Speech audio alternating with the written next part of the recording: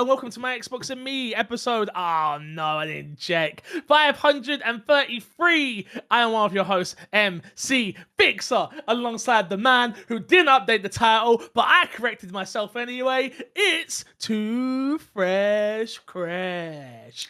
Crash, I have an important question to ask you before you even get going. I'm really sorry. Really important. Is that sofa behind you comfortable? Because it looks really comfortable. Yes. It's not. No. It is very comfortable. Here, let me. Can I explain? Please. I'm not super comfortable sitting on couches ever. I just don't. It's not. Hmm. I don't know. I don't know what it is. I can sit on any couch. I'm not super comfortable for sitting on it for long periods of time. You're a tall I'm boy, just though. not. Yeah. Is that why? Is it because your knees? I think that's why. Is it because your knees hit your It's chest? not. Yeah. It's not enough back support for me. Is the problem. Yeah, but that's why I'm asking. Is that one good? It's better than a lot of couches I've used. Yes. It's a very, very comfortable couch. It's a very comfortable couch. Yes. Interesting. Well, how are you? I hope you're well. I'm doing good. Yeah. Good. You? If only we were recording the podcast. Yeah, we are recording the podcast. What are you talking this is the about? podcast. Of course, the one and only, the man they call Saddy himself. I'm not calling you D with a D word. No way. Saddy. That's too much. No, I'm working on new intros. I'm trying here. You know what you should call him. Despawn!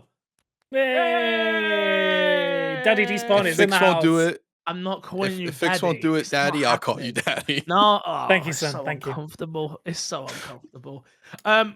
Quick update. How's the baby? Baby's fine. Still alive. Perfect. Let's talk about video games. If you didn't know, this is my Xbox and Me, our weekly Xbox podcast, right here on youtube.com/myXboxandme, and of course, all podcast services. Before we carry on, I owe Despawn an apology on the podcast live in front of everybody. What? Mistakes were made. So, if you don't know, Despawn did a live stream the other day. Promoted it. He was prepared for it. He did a giveaway. Shout out to Virtual Tricks who won apparently. That's what she told me anyway last night. But I made a gigantic mistake. Number one, I said I'd be on the stream with you, and then didn't show up. Because what were you doing instead? Because at the exact same moment that you hit go live, I also hit go live on my own Twitch channel to play EAFC. This guy. I've never felt more bad in my life. I swear to you, I literally went live. I literally usually do the starting soon screen. I didn't even do a starting screen, so I went, everybody, just go to the My Xbox and Me channel. I'm so sorry. I felt so bad. Tricks come in like, you're an idiot. You're an idiot. But how was the stream? Stream was good, yeah. Game is fun. We'll talk about that later, though. But yeah, no, it was good. Yep. Yeah. Big old shout out to Dead Good for the code. And let us check Absolutely. Topic of the show this week, boys. A little handheld. You may have heard of it. It is called the ROG, the Rog Ally. No, not the Steam Deck. It is going to cost £1,000, the X version, in America. The internet is aflame as of right now. There's a lot to talk about with this one. But after months of waiting, the ROG Ally and the Ally X prices have now been confirmed, with the ROG Xbox Ally X, to be specific, in America is going to cost $999.99. That in the UK is going to be £799, and in Europe it is going to be, which is euros, 899, and a staggering 1,599 AUD, which is obviously Australian dollars. That was for the X. The normal one is going to cost you 599 in dollars, 499 in pounds, 599 in euros, and 999 in AUD. Boys, we've got a question here from Top Lift, talking about some stuff, which is, with the Xbox ROG Ally X selling out, have you got FOMO, and are you guys gonna get one or stick with your Steam Decks? So yeah, quick one for anyone listening who doesn't know. I currently have a Steam Deck. He currently has a Steam Deck. Precious brother may have a Steam Deck, but he doesn't. Does not have a Steam Deck, I don't think. Yeah. Wow. Crazy. He had wanted one at one point, but it was when they were hard to get, so he never ended up getting one. And by the point he could, it was just like time passed. Yeah. Yeah, makes sense. Makes sense. Despawn, how you feeling? You didn't get a pre-order. I didn't get a pre-order. Crash didn't try and pre-order. I don't even need to ask him that. I just know. How you feeling? I definitely checked to see if I could get one. Yeah, the FOMO is real. It is legit. I have done some things since finding out it sold out everywhere to try and mitigate it, so we'll see how that goes. But basically, like installing some stuff on the Steam Deck to try and like replace the use of, as it were. But yeah, no, I kind of want one. Yeah, I'm not gonna lie. I kind of want that big full-fledged version as well.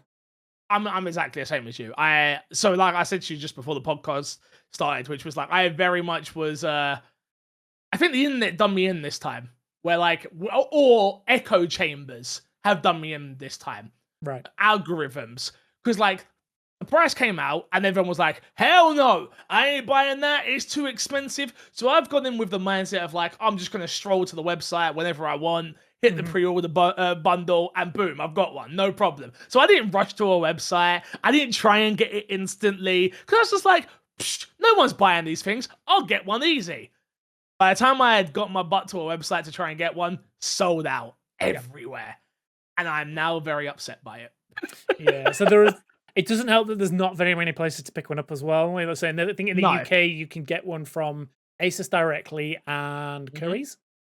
And that's the only place you can get the full-fledged versions. There are a few extra places that were doing the smaller version. But again, they've all sold out as well. Yeah. This thing is popular. All those 12 of them. One or the other. I mean, it could be one or the other. It really could. It could be a mix of both as well. I feel like it's probably somewhere in the middle of like, it's obviously selling well, but they also probably had more of a smaller initial release, right? Well, from what I'm seeing on online, from like Jez Corden and Windows Central, is like a lot of the allocation went to America as well. Apparently, a lot of the allocation went to America. I think it's a multitude of things. I don't think they were ready for people to be that excited for it, which is crazy to me because we've been screaming for an Xbox handheld for decades. Well, at least a decade. So I'm surprised why this wasn't anticipated to do as well, but I think it was the price point, which has obviously become the big talking point. And it's weird because in the UK, I want one even more now because I feel like I'm getting a savings. Because it's £800, it feels like this weird thing of like, I saw it hit, say 1,000, I was like, great, it's going to cost 950 in the UK. And when I saw it was 800, I was like, I'll take two. Give me two of them. I don't care. Like, I don't know. It's that weird thing. I'm really excited for it now. Yeah, we were joking beforehand that when you do your next trip to America, you should just buy a bunch of Rog Allies and take them with you. And then you can sell them for a nice little cut. Just bring them through, bring them through customs. In Texas, why have you got 4 of these? I'm giving to my cousins, I swer. My cousins. It's Christmas, you know? Yeah. You trying to skip those tariffs, boy? No, I swear, sir, I'm not. I swear. I'm gonna give the big man his cup for this. I swear. Yeah. Of course. But Chris, how are you feeling on it? You're not a handheld guy, really. Yeah. Is it not? Is it not a piece of you? There's not a little bit of FOMO. There's not a little like realistically, like if I'm looking at a handheld, I would want something, and I don't even want that, but I want something more in line with what the PlayStation does because that covers everything I'd want. So if Xbox were to release something like that or something in that vein that can play everything, I'd be more interested. But I don't need something that I can take on the go that costs as much. I'm like, can it strength for my PC in some sort of way? Well, can I introduce you to the wonderful world of the Steam Deck? Because it does exactly what you're asking. You how much does it cost? World of a PlayStation 4? For the version I've got, I think it's 500. Yeah, that's still like I'll double check for you, but you can get the normal version, which I think they're on was sale right now. Yeah. That's still a lot. I'll spend like a 150, 200, something like that, along that ballpark for me.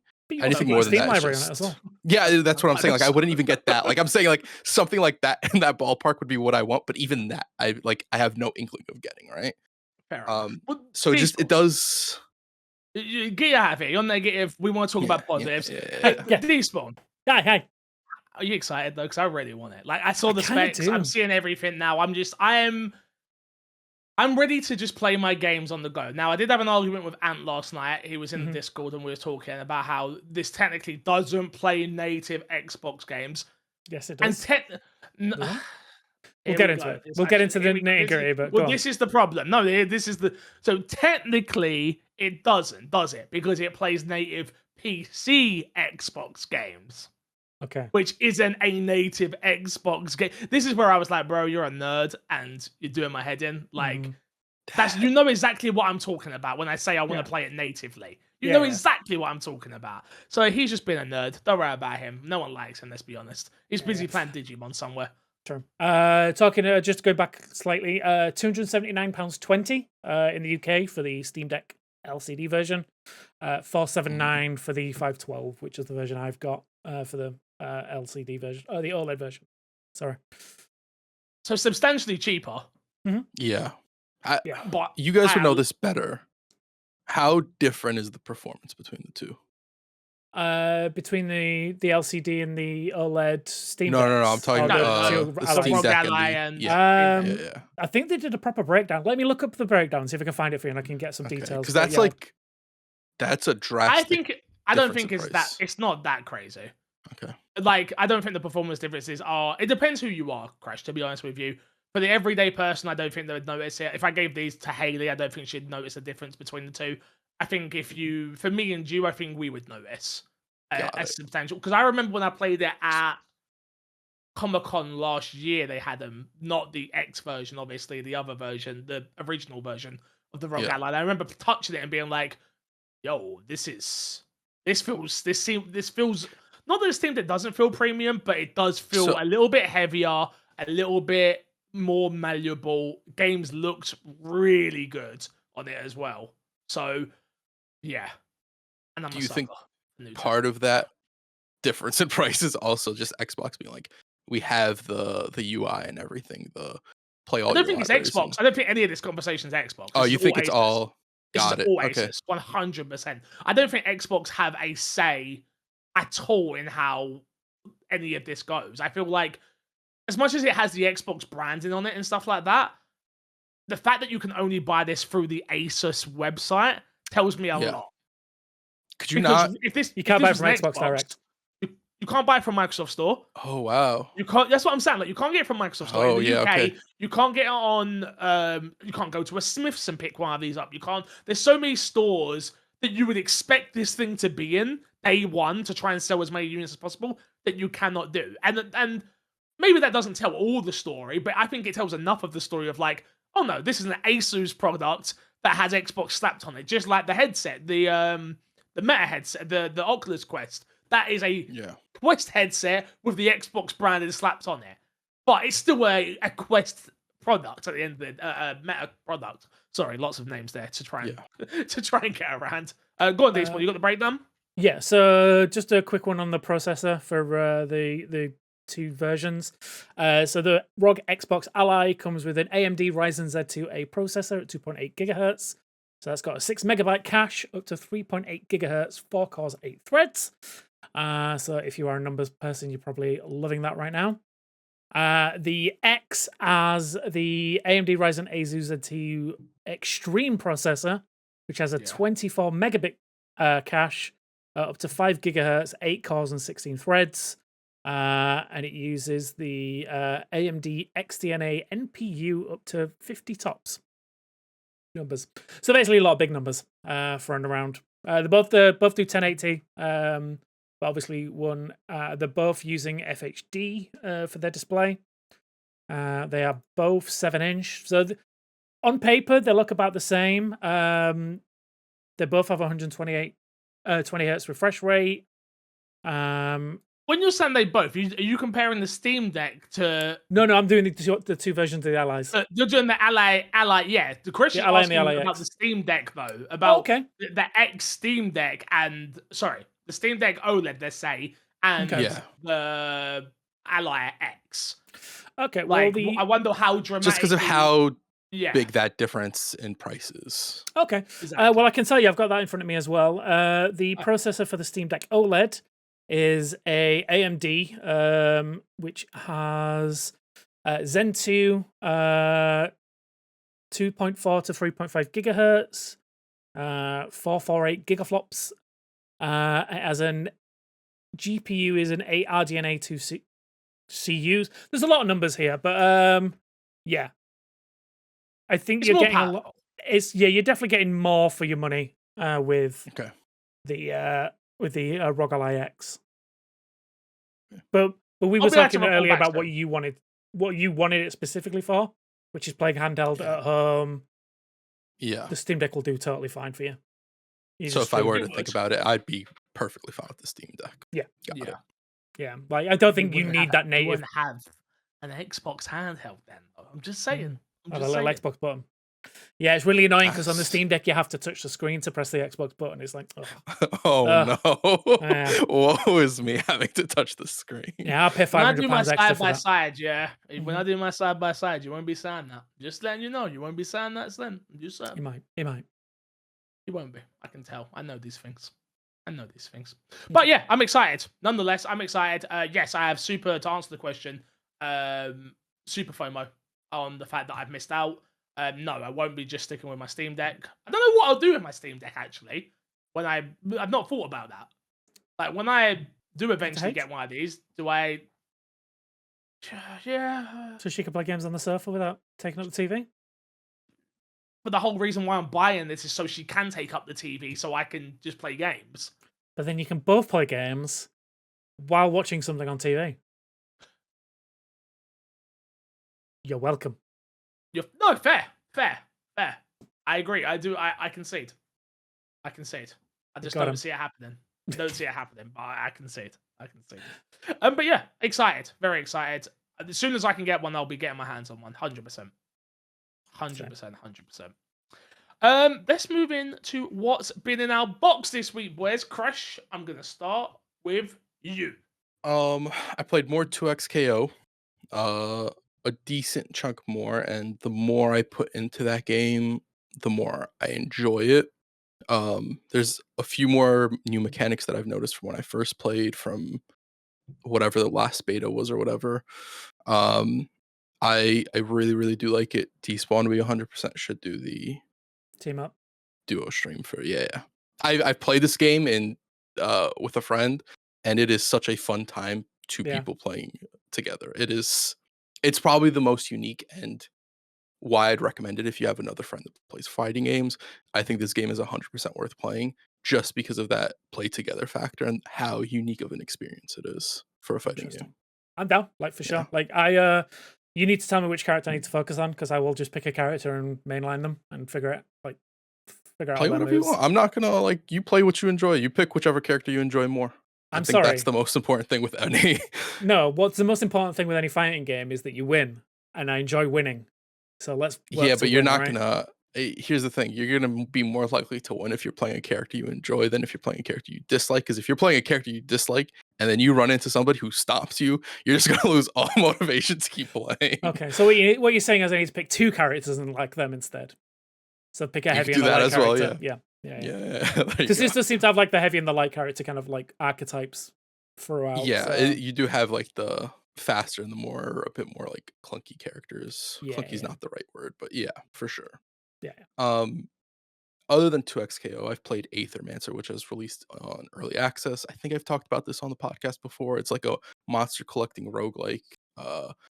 It's very good. It's very pretty. It's pixel art. It's very gorgeous. They've improved it since I last played it. The combat is really good. I still like the way each turn you gain elements, and then you have to use the elements to use skills, and so there's a lot of planning out that you have to do. Runs don't feel super long ever, which is a good thing. Every time people that don't know what this game is, Crash, what is it? Sorry to talk over you. For people who don't know, what is this? Aethermancer is basically a game where you play a Aethermancer, they call them in the game. They're basically you're like a sorcerer that'll summon creatures, and when you battle creatures, every run you start with a memento card, and you can get more throughout the run. But you can stagger characters, which essentially use certain elements on the character, and eventually you'll stagger them. You can create essentially what is a copy of them, and then on future runs, you can then summon those characters. And through all your runs, you do level up the characters in a certain way, but there's also in match leveling up. So there's two sorts of levels. I think one of them's called Wellness, which will boost their stats over. So you'll get 5 HP here, 5 attack here, and so that carries over into future runs. And then there's levels for that specific run that'll unlock new abilities that are randomized for the characters per run. It's a very, very fun game. I think if you like sort of roguelikes like that, I think if you like something like Slay the Spire, you'd probably really enjoy this game, I would say, would be sort of the comparison point. It's not a one-to-one with Slay the Spire, but sort of like similar vibes, at least for me, from those two games. Yeah, I love the art style. Big fan of that. Like the pixel art with the monsters and stuff. Yeah, I think pixel art and design-wise, that is the standout for that game by far, I think. Is this on Game Pass, if I'm not mistaken? No, maybe I don't believe so. I think it's PC only with early access right now, but I could be wrong about that. Why have I seen this art style somewhere? I've seen this game somewhere. I don't know where I've seen it, but I definitely have seen it. Anyway, doesn't matter. I thought it was on Game Pass for some reason, but no, it's not. I checked. Other than Aethermancer, I've also played something not super relevant, so I probably won't go too much into it, but I've played Donkey Kong Bonanza, which is... it's a video game that we talk about. Let's talk about it. How is it? I've got it. I bought it day one. Still never played it. It's really, really, really good. Yeah, I'm hearing that. I've said this before. I'll preface it here too. Not really a platformer guy, No.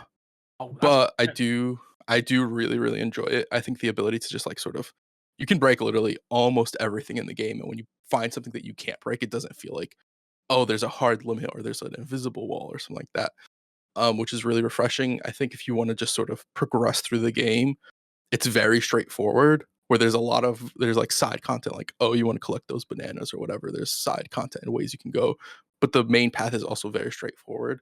So you can switch up between what you want to do really easily. I think the upgrades are cool. I think the game is fun enough. I think the biggest thing about that game is the amount of agency of what you can do when you see a problem is like, I have so many different ways to solve it. Do I want to grab this chunk and double jump off of it, or do I want to dig through and find another way around? Which I really appreciate all that stuff. I think I understand why a lot of people, when they're listening, like, oh, these are up for game of the year. Everybody's pretty much, a lot of people are listing this game. I 100% see it. No, not really. There's a story, but it's kind of, for me, it's kind of whatever. It's not why you play a game like that. Yeah. Very, very fun game. It's the same reason there's a story in Mario Odyssey, but who cares? Yeah. Yeah. It's all about the gameplay. You get to see Bowser in a tux. I mean, yeah, true. Excuse me, I just watched the Mario movie last night for MC Fixer Community film night, and I saw Bowser in a suit already, so not impressed. I mean, don't need to play Odyssey. Bad game. Well, I never will. That game's bad. Yeah. Never will. All right, I think that's gonna be my December game. It feels like my Texas game. It's cold in Texas. They're all watching the film. I don't give a fuck about what they're watching. I'm gonna sit on the sofa and play my Switch, and they're gonna say, "Man, what are you doing?" I'm working. Yeah, feels like that. Working hard or hardly working. What are they? Exactly. Despawn, I know you've been a busy boy with baby, but what have you been playing, my friend? So I've actually played two things. I didn't put it on the list. I completely forgot, but until I just remembered. I've actually been playing, again, looking for those rare moments where I can just play a game for a bit of peace and quiet. Power Wash Simulator 1. Great game. Yeah. Great game. So I realized that I don't know when I got it, but I got the Final Fantasy DLC that they dropped in there. Oh, yeah. So I've been cleaning out Cloud's bike and the Scorpion Sentinel.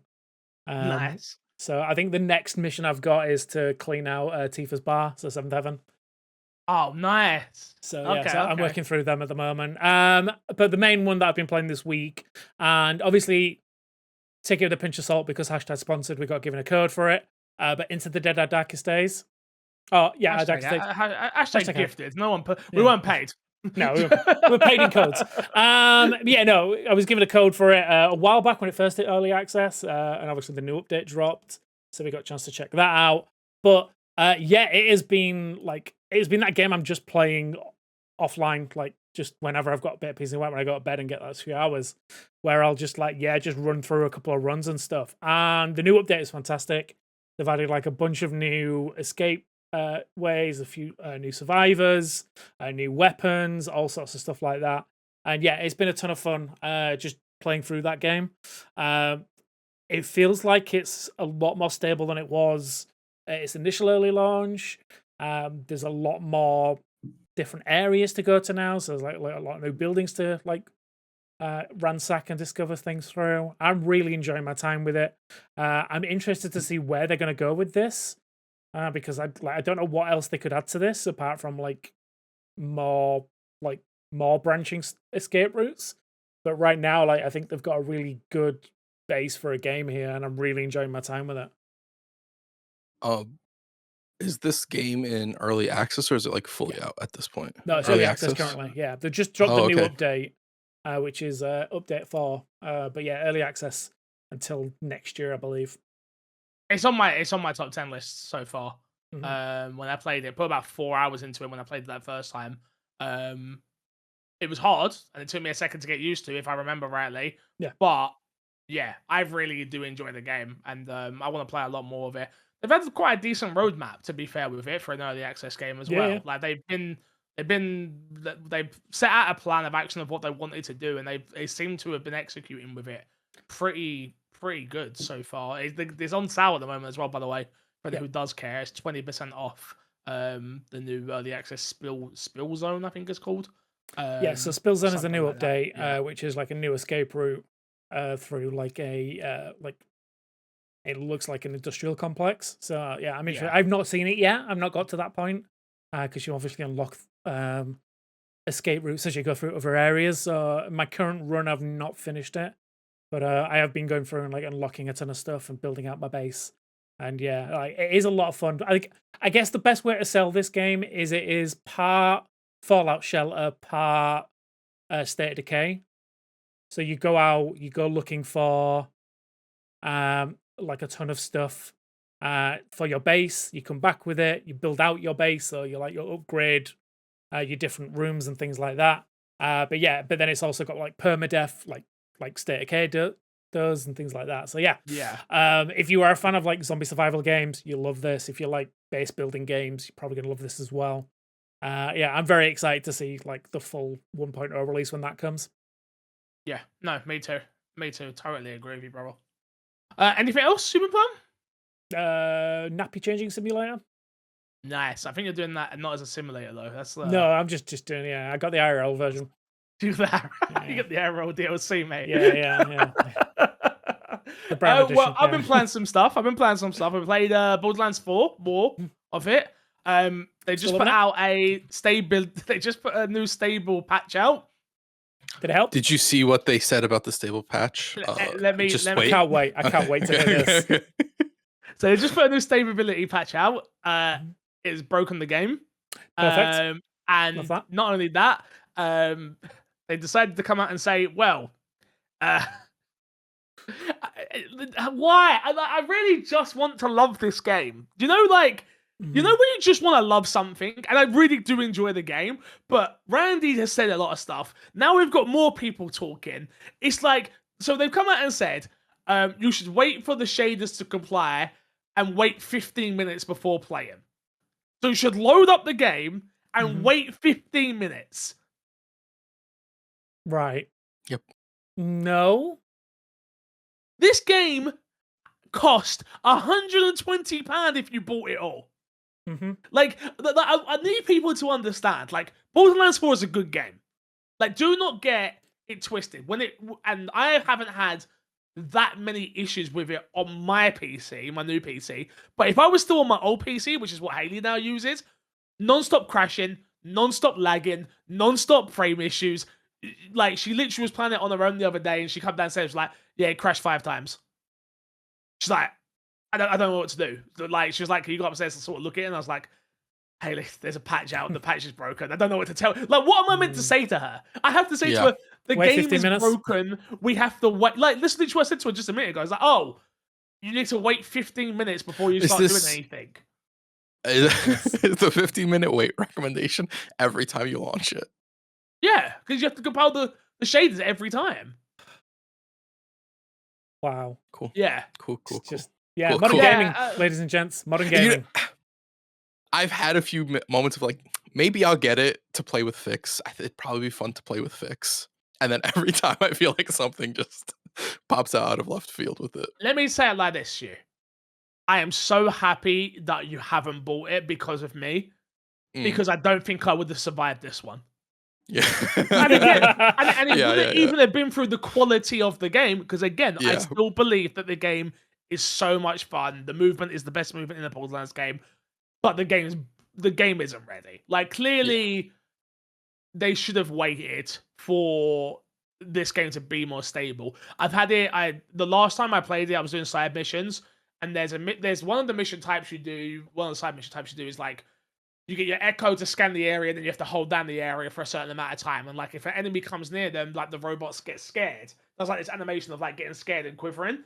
I had it where it got to 75% and there was no enemies around, and he was just stuck there 7 times on that same mission, back to back to back. I just kept trying 7 times. I was like, I can't do this anymore. Like, there's little moments like that. I'm just like, why?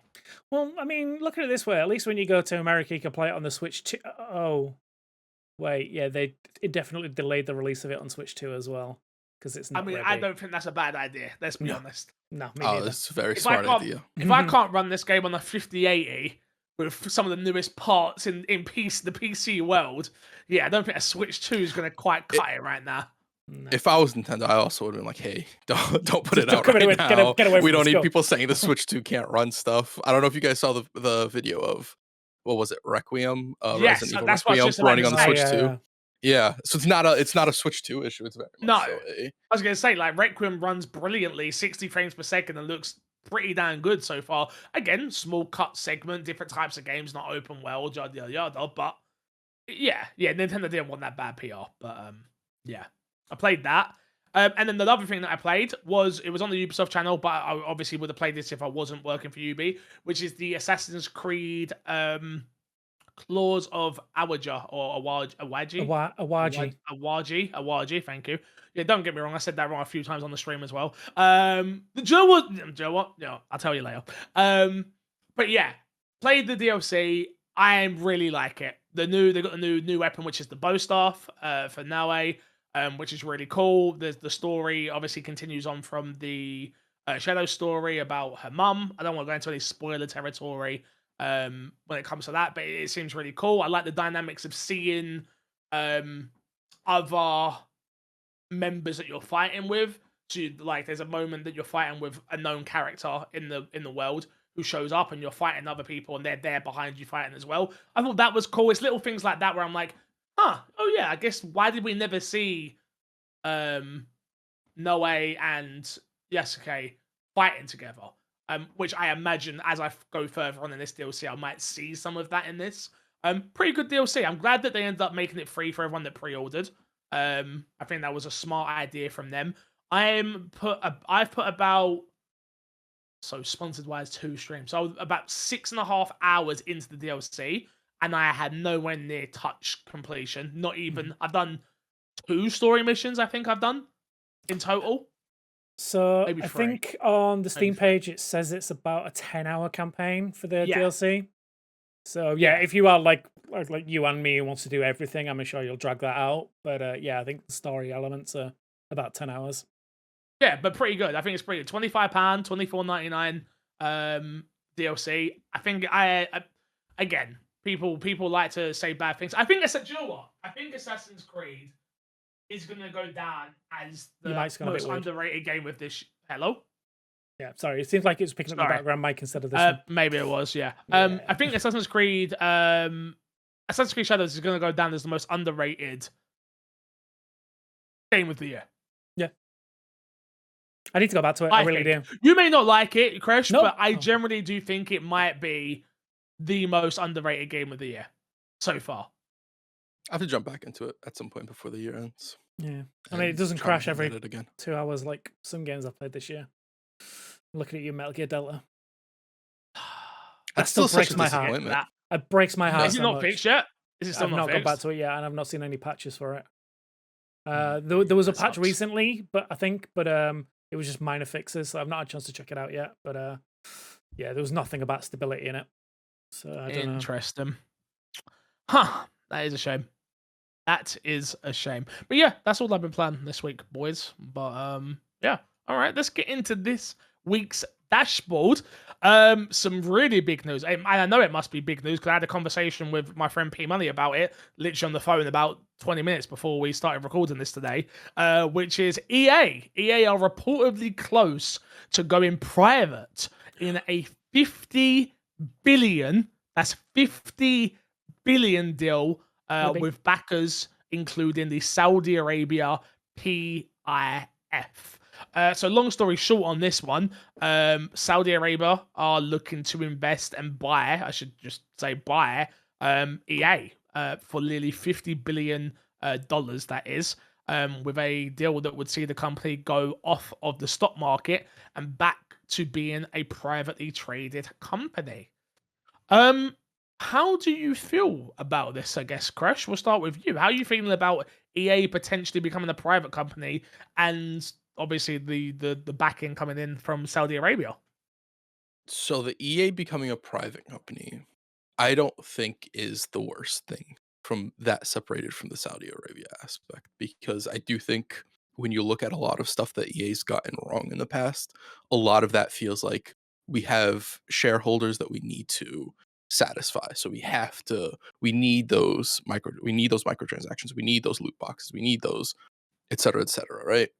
So I think this would sort of fix one of the ailments with EA. And they're a lot of the stuff they do, although they've been, at least with Battlefield, it feels like they've been on a better trajectory, not to like sort of, I don't want to It's just not out drag it in yet. for no reason. It's not out yet. It's Not out yet, so Well, we don't know. Yeah. Can I give them a little bit of credit as well before we get into more detail? Because I didn't talk about it. I've been playing EAFC, obviously.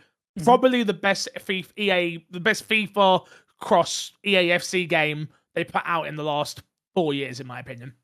Just to give a little bit of credit there. There's more details go into that, but I forgot to talk about this week. I'll talk about it next time. But yeah, carry on. Okay. Yeah. So from that perspective, I'm like, them going private would be nice. I think the Saudi Arabia aspect is kind of more of a worrying aspect for me.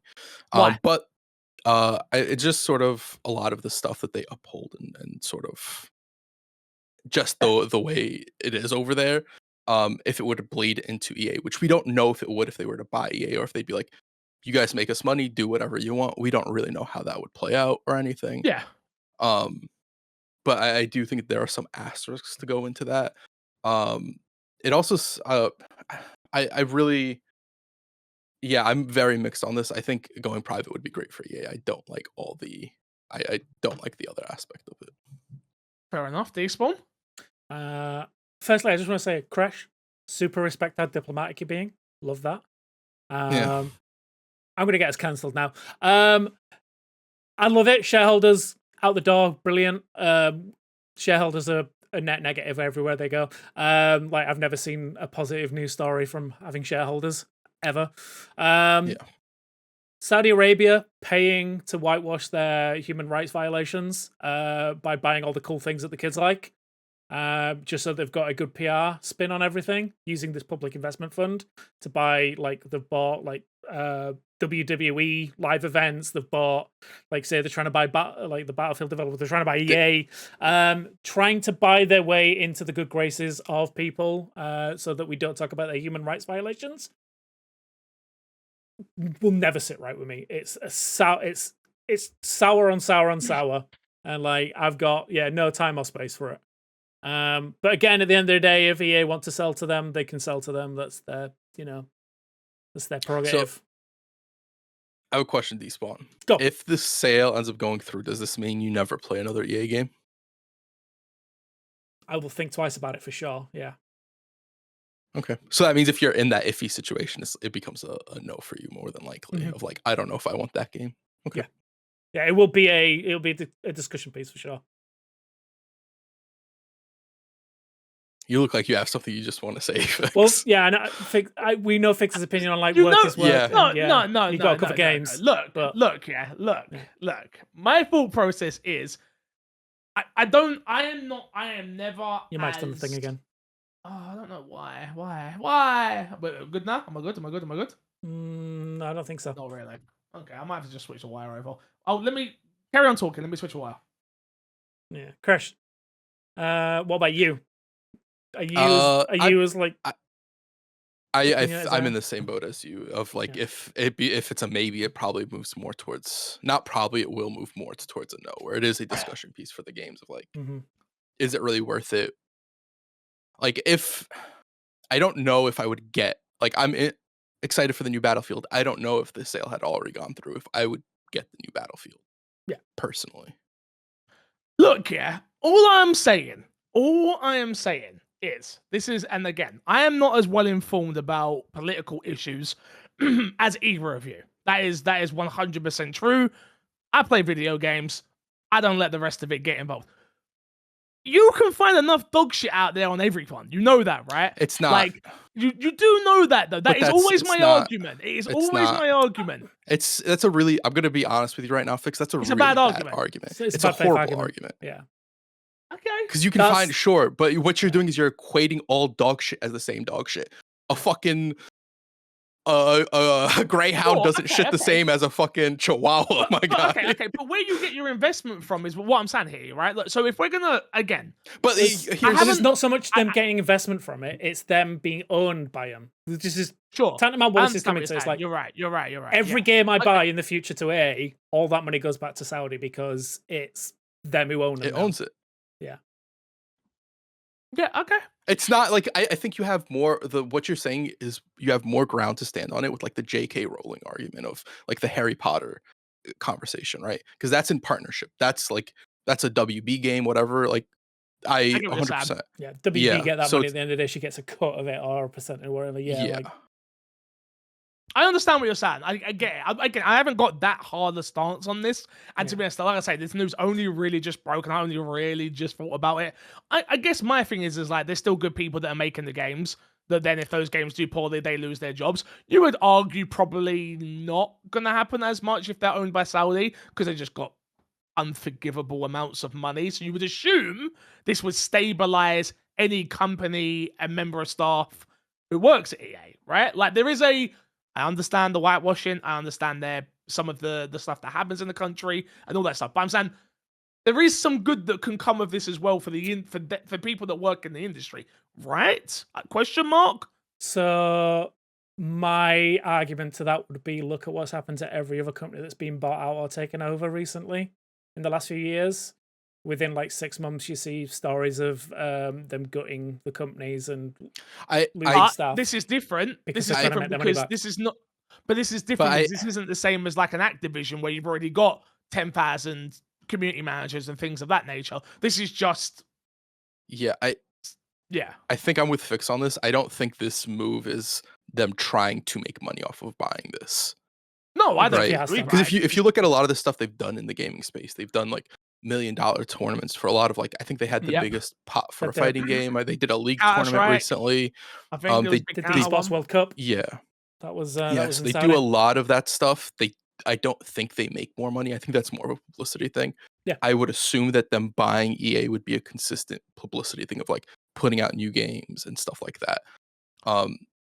Where it's like, I'm sure that some jobs might get let go or whatever. There's going to be restructuring or whatever.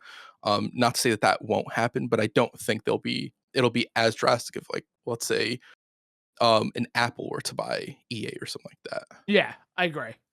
Here's my question. Let's try. I know what I'm about to ask is very hard. But let's take the non-political side out of it for a second, and let's just say, they're being bought out by a country with ridiculous amounts of resources and money. Do we think that can help the games that come out of EA? Yes. Like, is there a world in which, because they're not sat, but they haven't got shareholders to then keep happy and things of that nature, that they can now make the best version of a Dragon Age. The next, I'm not saying it will. I like the last Dragon Age. I don't think it's anywhere near as bad as what people make it out to be. But the next Dragon Age, could it be even better? Because number one, more resources in terms of money, and then also not having to answer to the powers that be at a boardroom. Yeah, no, for sure. I mean, the big takeaway is a lot of the businesses are built around like obviously hitting certain milestones in financial quarters and trying to get like a game out by a certain point. Like if you've got the time and the resources that you need to get the game you want to make finished, regardless of like having a time scale and not having to worry about that, then yeah, that automatically will make a better game. I say automatically, that will almost certainly make a better game. But yeah, like if you take away those financial reliances that you get with having shareholders that you have to pay and provide year-on-year profits to, then yeah, you're definitely going to see an improvement in that, I think. So do we think this happens? Do you think that this deal goes through?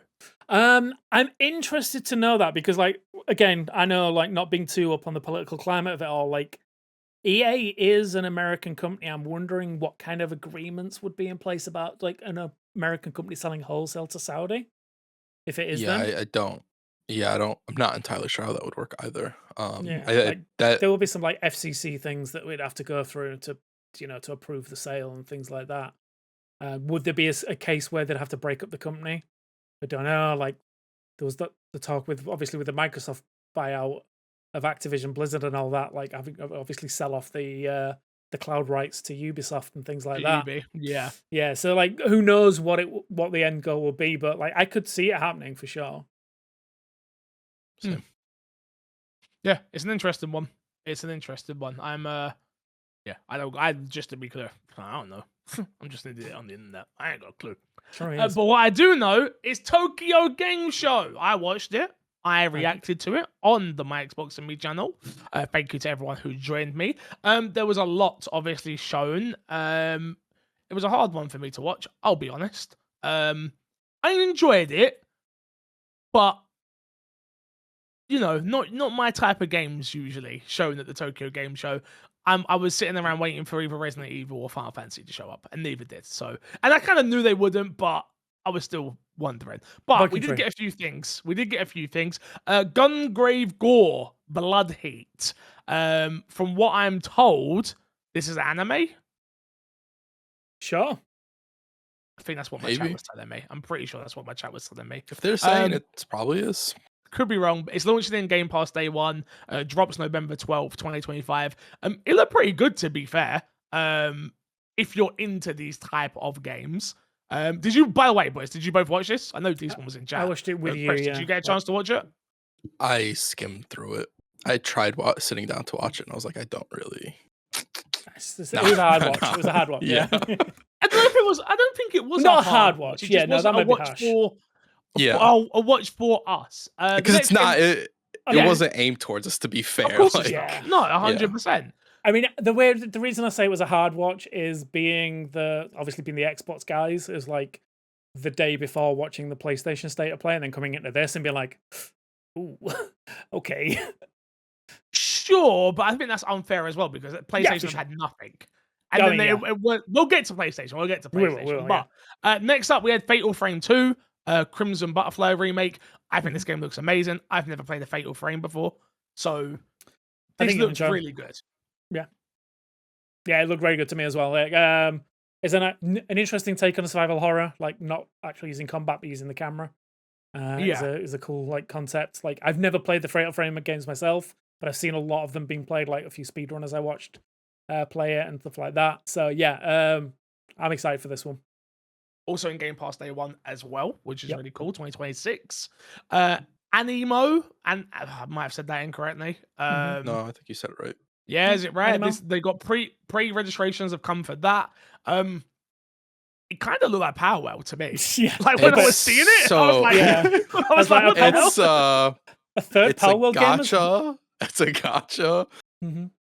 Palworld like, but instead of like having the pals do like work for you, you turn into them in combat and when you're traversing the map and exploration and stuff like that. So it is a bit of a different take, but it is definitely in a similar vein to that for sure. Yeah, it looked good. I think it's going to do very well. This had I want to say closed beta not too long ago, and a lot of the word from that is that it is very fun and very good. Cool. Fair enough. But we'll see like how the gacha mechanics are in it and everything, because I don't think the beta had like any of the gacha mechanics really involved in it right now. Gotcha. Fair enough. Monster Hunter Stories 1, 2, and 3 all making their way to Xbox, which is huge.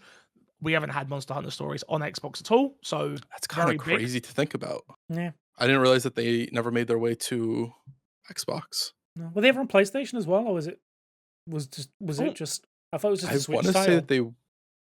I want to say You they might be were, right but I about that. might be wrong. It might have just been Switch. I'll fact check. These games are very fun. Are The they last drastically one, different than like Turn-based. yeah, World they're and turn-based combat. They're like fully turn-based Oh. combat. Yeah. It's very good. Oh, I think if you enjoy that type of combat, and the world of Monster Hunter, they're like definitely a worth thing. I'm actually kind of interested in the third one. I got the second one day one. I'm pretty sure it was very fun. Yeah. Oh yeah, no, it looks like it was on PlayStation. Just skipped. I thought they were. Xbox.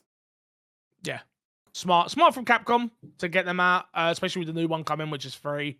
Smart to get them out there so people can play them for the people that want to play them will. So yeah, looking forward to that one. Next up is Dragon Quest 1 and 2 HD 2D remake. I actually played this. Square Enix invited me to the office last month or the month before to check out the Dragon Quest, the preview it, to be honest with you. I've never been a Dragon Quest guy, so I think they're very much trying to get new players into the game and into the series. Looked beautiful, ran really well. I played on Xbox, I think? Question mark. Yeah, I might be wrong. I might play on PC. I thought it was an Xbox. I'm pretty sure it was an Xbox. I think that's why I was invited. But yeah, played really well. I enjoyed it. It made me actually want to play Dragon Quest, but it's just they're such hard games. They're so long. They're big games. Yeah, is my problem. And I'm like, do I have time? But yeah, this look another great showing from this again. It looks good. Yeah. And yeah. Yeah, I'm always a fan of like these 2D HD like remakes, like Octopath Traveler and things like that. I just love that art style. So yeah. Do you know what I appreciate the most? It's named appropriately. Yeah.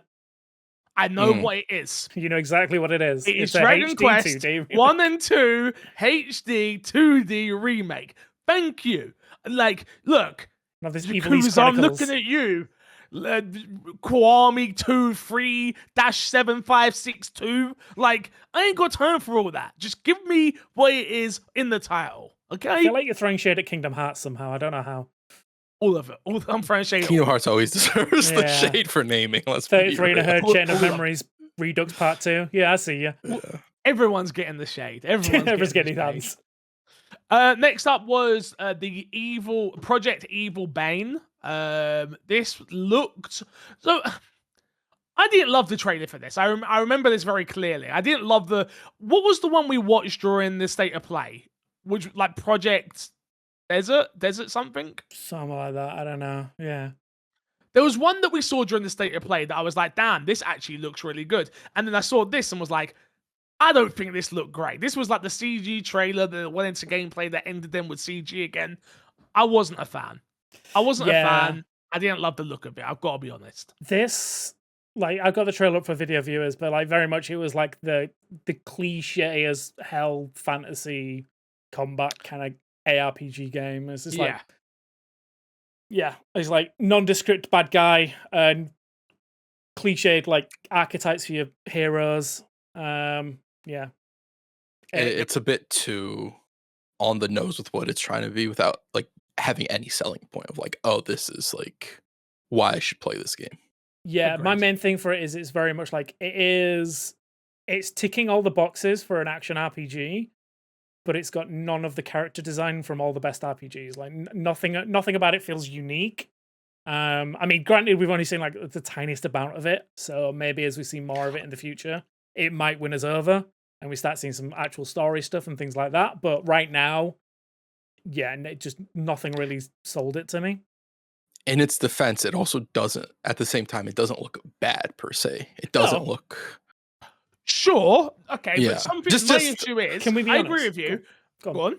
I was going to say, not looking bad isn't enough anymore. I think it has to it has to have a unique selling point. It has to be like 100% worth my time. And like there's so many 10 out of 10 games right now that I can get access to and play that I don't need to be worrying about a game that looks like it's. I will say as well, just watching the trailer in front of me here, it isn't due until 2027, so there's plenty of time for them to sell me on it. But right now they're not doing a good job of selling me on it.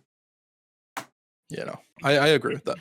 Especially then the next game we saw, which was Ninja Gaiden 4, which was the best showing of Ninja Gaiden 4 for a multitude of reasons, right? Number one, I think the narrative around Ninja Gaiden always is, it is one of the hardest games ever. It is so bloody hard. Man, the barrier to entry for that is that, right? Mhm. The fact that they've come out and been like, yo, let's talk about difficulty. Would you like to enjoy the story? No problem. We have a difficulty just for that. Oh, don't get angry, fans who want to play this on the hardest difficulty ever. We have got that for you as well. And not only that, here's the gameplay for that. Mhm. I thought they did such a great job of articulating, like, oh, this game looks really cool, and oh, here's the accessible mode for like people like myself. But also, we're not pulling apart the heart of what this game is to some people as well.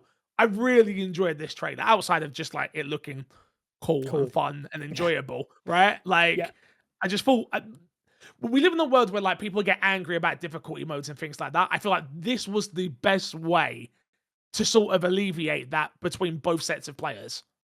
Oh, agreed, 100%. I think, think, yeah, for sure. Like, I think the way that they're using the accessibility features to kind of like give everyone the option to play this game, like, is such a cool thing. I think, like you say, giving that master difficulty to people who want the hardest, like having to parry everything, or those who just want to go in and enjoy the story of a Ninja Gaiden game for the first time in quite a long time. Ever.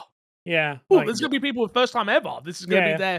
it's the fourth game, but this is going to be their first one. It's launched in Game Pass. Obviously, Mhm. comes out October 21st. Like, yeah, here's your hero mode. Go and enjoy our story. Go and enjoy the hard work we've put into this and have fun with it. Like, yeah, I loved it. I loved what they showed of this. This is a day one for me, 100%. 100%. For sure. Next up, we had the brand new IP, which is Mistfall Hunter. This is the PvPvE extraction RPG Tark fantasy game. Again, another showing that I didn't love the showing of it. I do like the look of this game, though, if I'm being totally honest. Everything, it's very much that same sort of color palette of like a what's the word I'm looking for? What's the game I'm looking for? Game. Yeah, but Just give me loads of the Fallen vibes. what's the game? What's it called? I don't know. You tell me. No, Is it what are they Souls-like? called? Elden Ring. It's very Elden Ring color palette to me. Okay. So yeah, Sorry, Souls-like. I couldn't get there. I know, but I couldn't get there. I couldn't get there. Okay, that's fine. Very much that same color palette for anyone who doesn't know and they're just listening. But I do like the idea of the PvPvE extraction RPG, to be honest with you. Yeah, it's nice That to to me see an seems extraction game that isn't just guns. Yeah. Yeah. Yeah. I agree. Agreed. There's a couple more to go through. We had, I'm gonna say the name wrong here. Terminal Brigade. Brigade, yeah, okay. Terminal Brigade. This was the day one drop. It's out now on PC. Doesn't come out on console until October. Which is why I the couldn't free to find it. play third person action roguelike shooter. Yeah, it didn't blow me away. Some people were excited in chat though. I know Danoni and Jami, I think, both downloaded it straight away and were very excited for it. But yeah, it doesn't come out on Xbox until October. Yeah. So if you I was wondering because I was like, I saw that they announced it was coming to Xbox, and I was like, wait, is that out now? Because I saw somebody on my dashboard with playing it. But yeah, knowing it's only come to PC so far, that makes more sense. Unfortunately, looking at the Steam reviews, mostly negative. Yeah, lots of negativity out there, and people saying do not spend a penny on this game. So I'm gonna say, what's the big not takeaway sure why. from it? I'm not sure. I've not read it, but yeah, I guess we'll find out soon. Maybe I'll be able to play it next week and find out for you guys. New Call of Duty Black Ops 7 trailer dropped. Obviously the big news here was obviously it was Tokyo Game Show. They have got a few Japanese themed multiplayer maps. Just don't care about Black Ops 7 at all. Yeah, I've said it before and I'll say it again. Every Call of Duty Black Ops 7 trailer is another advert for Battlefield 6. It's kind of I feel like the more time passes, the more I'm hearing that sentiment from people who I wouldn't expect to hear that sentiment as well. Yeah. Which is really interesting to see with a Battlefield, because I feel like this is also maybe just because it's an Xbox game now and we cover Definitely Xbox so part of it. much. I feel like we see it so much now. Whereas before I probably would have ignored some of the Call of Duty stuff, but now it's like always Well, you could, right? Because it was the big Call of Duty event they would do for the brand new game. Yeah. They had their big splash. Then Xbox or whoever's got the marketing would do their little thing at not E3. And then they'd have a beta that would come out, a closed beta, open beta, games out. Where now, like you're saying, we're seeing it more and more and more and more. It feels like, which we're probably not, but because we're so, like you're saying, we're so in tune to it that we're seeing everything. My main thing, I don't think it's a case of that, because I think we are getting the same kind of like delivery cadence for Call of Duty. We're getting the release, like the announcement trailer, the announcement of a beta, and one more trailer, and then the beta's coming out, and then we'll have the game. Typically what you expect. The problem is this time round, there is a genuine alternative on the horizon that is giving some, like, because before, like, you didn't really have an FPS competition. Like, it wasn't well, like, it wasn't, right? You had Apex, but it wasn't, but not that not to the typical level. military. Back in the day, it was very much, which is going to win this year? Is it going to be Call of Duty or Battlefield? And it went back and forwards for a while. Nowadays, it's like, for the last few years, it's been like, what's going to take down Call of Duty? There's nothing really on the market that is comparable. Now we've got a Battlefield that people are genuinely excited for. You start to see the cracks in what Call of Duty is trying to offer. I'm not saying there are, like, for better or worse, like, people are kind of getting a bit jaded to what Call of Duty is trying to offer. Something on the horizon that looks a bit more realistic, a bit more grounded, is basically saying all the right things for the diehard fans. I think it's a bit hard. Call of Duty needs to do more to sell me. I don't disagree with that. That like Battlefield being the looming presence also definitely doesn't sort of affect it. But I also just think like a lot of times we're seeing Call of Duty, we're seeing it like end a show or close to the end, where it's like, here's the big thing for the showcase, and it just feels anticlimactic. Yeah, that's the word. Where it's I'm expecting like, oh, this is a gaming thing. I'm gonna see something new. I'm gonna see something cool, unique, or something that I wanted to see that I haven't seen yet. And then it's just Call of Duty. And in the beginning, they do it in such a way where it's like, maybe it's not Call of Duty, and then you see the gameplay, and it's like, it is more Call of Duty, and there's sort of a sense of deflation, even if what you see isn't necessarily like bad or poorly made, and it never is. It always looks good enough. It just isn't what maybe I wanted at the time to see. Yeah. I agree. Yeah, it's maybe it's just us though, boys. Honestly, this game probably gonna sell. It could be. Still do really well and play really well. Everybody online could be saying this game looks boring and it's horrible. Literally no positive comments at all. It's still gonna outsell almost every game that releases this year. I mean, regardless. For all the crap I've talked about it, like day one, I'm installing it. Oh, we're gonna play it. Of course we are. It's on Game Pass. Yeah, we're gonna play it. It's Game Pass. I think that's the other thing, right? Like realistically, it's like the barrier to entry so not there anymore as well. Where you're like, oh well, I don't care, but it is Call of Duty, so I will give it a try. And then you know what's gonna happen? They'll be like, oh, it does play pretty well. I do like this map. And then it's like, oh, pleasantly surprised. There's a cat cafe. Yeah. Exactly. That moment in that trailer was just like, oh wow, that's your selling point. Okay. Oh wait, no lie. There's a cat cafe and a karaoke bar. I was gonna say it was I can't wait to call out the cat cafe and the karaoke bar as call outs. I'm like, huh. Okay. I'll get that call out in between all the slurs. Yeah. Jesus Christ. Not from me. I mean, through voice. You know. Of course. Classic I knew you meant. Calm down. It's fine. We know. I'm a nice person, honestly. You twat. Last few things. Before we get into the last thing, we got a brand new showing of the James Bond game 007 First Light. The big news coming from this is that I forgot the actress's name who's going to play. Oh yeah. Oh my gosh. You might have to look it up for me. I feel like forgive me if I can't remember her name, but is she the actress from Eternals? No, I don't think so. I might be wrong though. Jen something, I believe. Yeah. Man, I forgot the actress's name. It's so bad. Yeah, we're terrible human beings.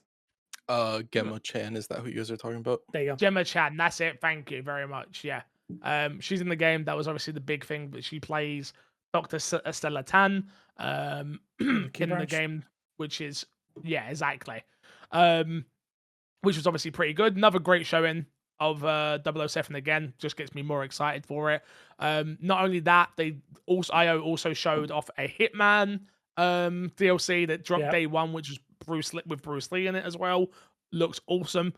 Looks so good. I am so ready. I need to make some time for that because I'd like Hitman. The series in general is like one of my favorite of all time. It's just like, yeah, I need to go play that.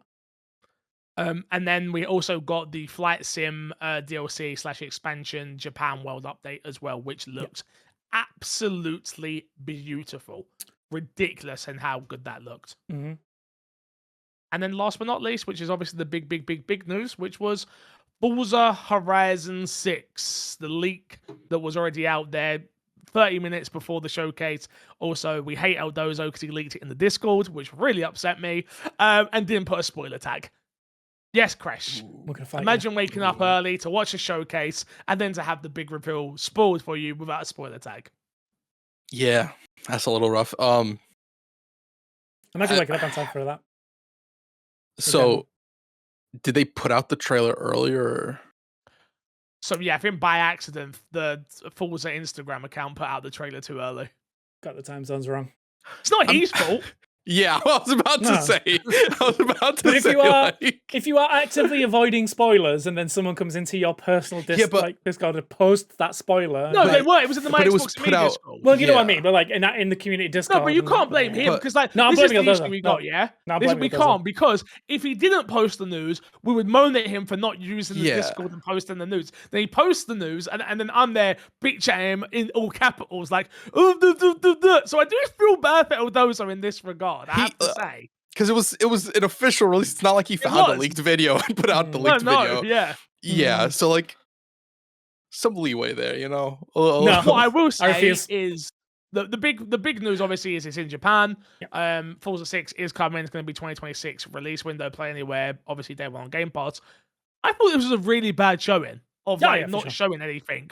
I thought like why announce this here if it wasn't ready? Mm-hmm.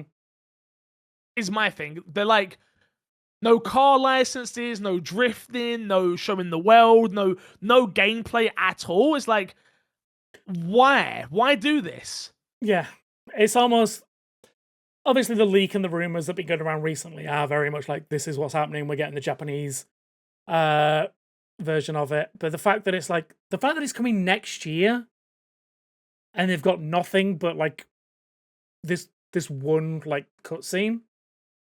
Yeah, I was quite surprised. I was quite surprised. It's a bad way to show it. Like, don't get me wrong. Like, I am 100% sure that Playground are going to do an amazing job as always with this, but like, this is not the way I would have first shown this game.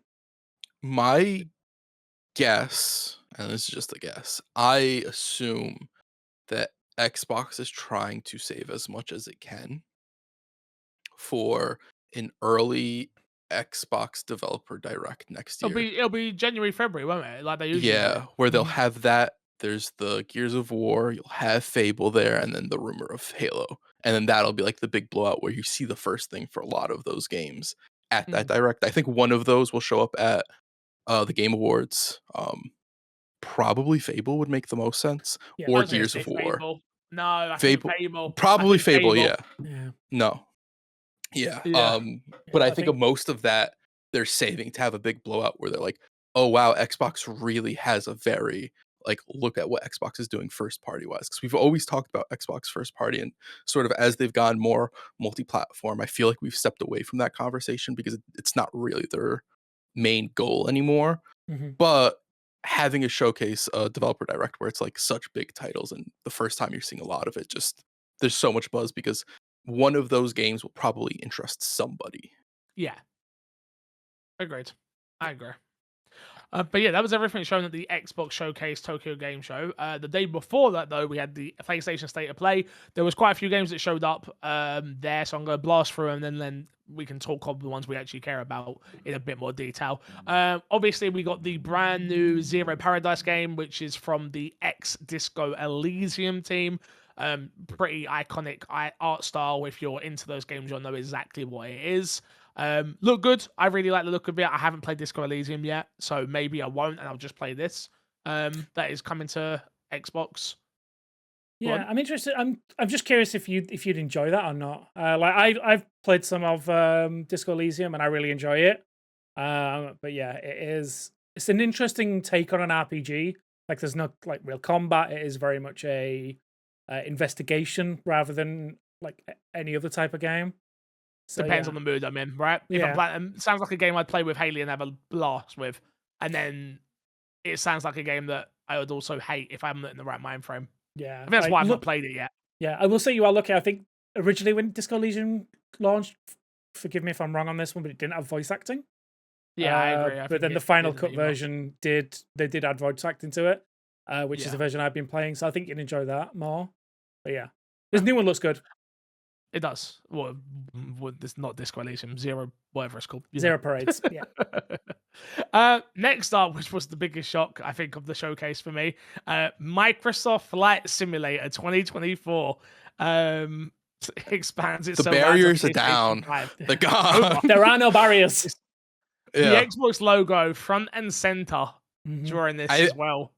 I think if it makes sense for them to do it, I think both sides are just like, cool, yeah, we'll do it. I don't think there's a conversation of like Xbox doesn't want on PlayStation and PlayStation doesn't want on Xbox. I disagree with you there. You disagree?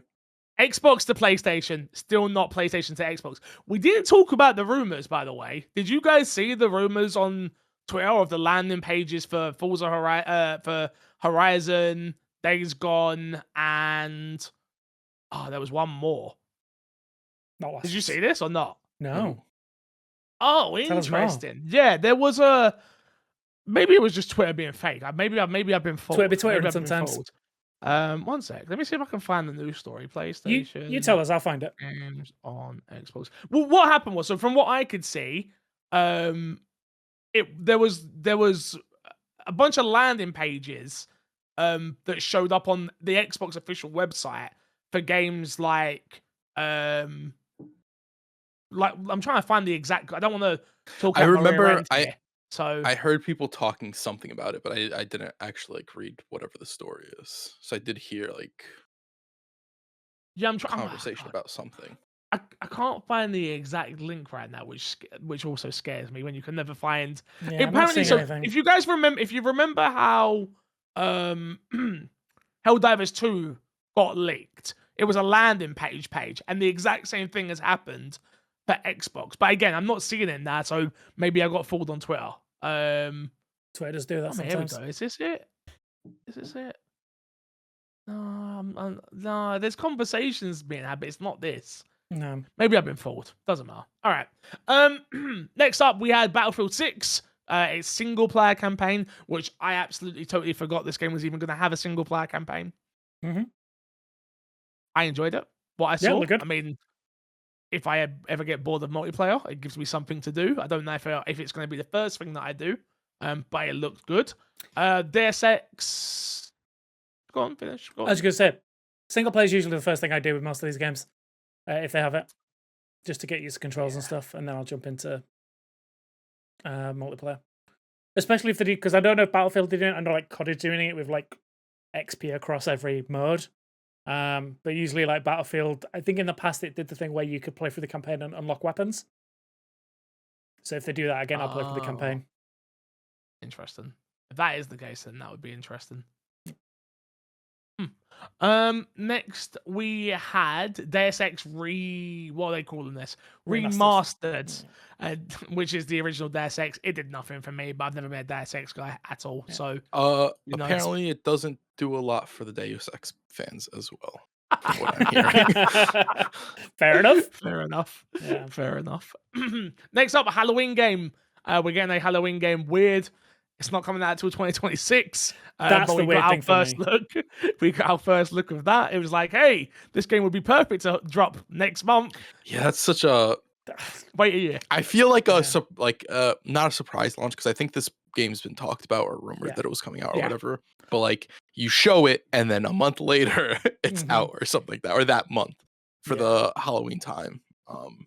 I feel bad for Ilf on it because they've had licensing hell with their games so far. This seems like it's going to be the exact same thing again. People are going to buy it, enjoy it, play it, and then in a year's time, the license is going to be up and we're not going to be able to play it anymore. So, So I'm more interested and more hopeful for this one. I think the problem is for anyone who's a fan of like the horror movies and stuff like that, the Friday the 13th franchise itself has issues with licensing. Like, I think like 3 people owned it at one point, and it's gone between different production companies.